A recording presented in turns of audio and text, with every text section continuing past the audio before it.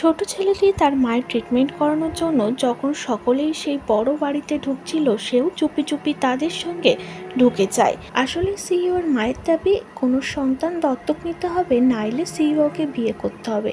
সেই হিসাবেই বাড়িতে একটি বড় আয়োজন তৈরি হয়েছে।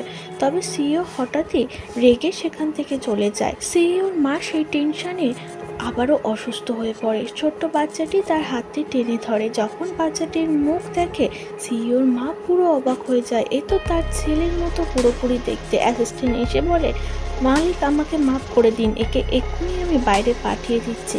তখন হাত জড়ো করে বসে পড়ে বাচ্চা ছেলেটি।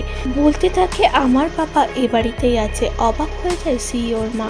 তার মনে পড়ে যায় 7 বছর আগে তো সে একটি অন্য জায়গায় কনস্টেবল হয়ে কাজ করত, আর এই বাচ্চা ছেলেটির বয়স 6 বছর। সে সঙ্গে সঙ্গে তার বাবার কাছে তাকে নিয়ে যায়। বাবা বাবা বলে ডাক দিতেই প্রেসরা সব জমা হয়ে যায়।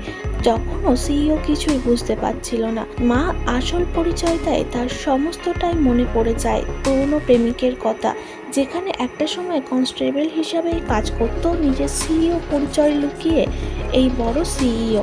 তখনই একজনের সাথে প্রেম হয়ে যায়, কিন্তু একদিন তাকে একজনের সাথে ঘনিষ্ঠ অবস্থায় দেখাতেই তাকে মারতে যখন যায়, সেই প্রেমিকা বলেছিল যে আমি আর এই অভাব সহ্য করতে পারছি না, এই বলেই তার সঙ্গে চলে যায়। সেই ভয়ঙ্কর রূপটা আবারও সিইওর মনে পড়ে যেতেই বাচ্চাকে দূরে সরিয়ে দেয় আর বলে, তুমি আমার বাচ্চা না, এখান থেকে এক্ষুনি বেরিয়ে যাও। তবে সিইওর মা বুঝতে পারে এতটুকু বাচ্চা মিথ্যে বলবে না।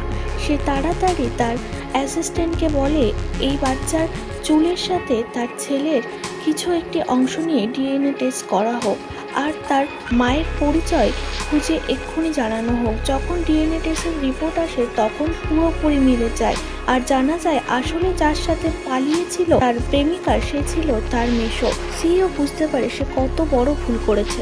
বাকি গল্পটা জানার জন্য অবশ্যই সাবস্ক্রাইব করে ফেলে।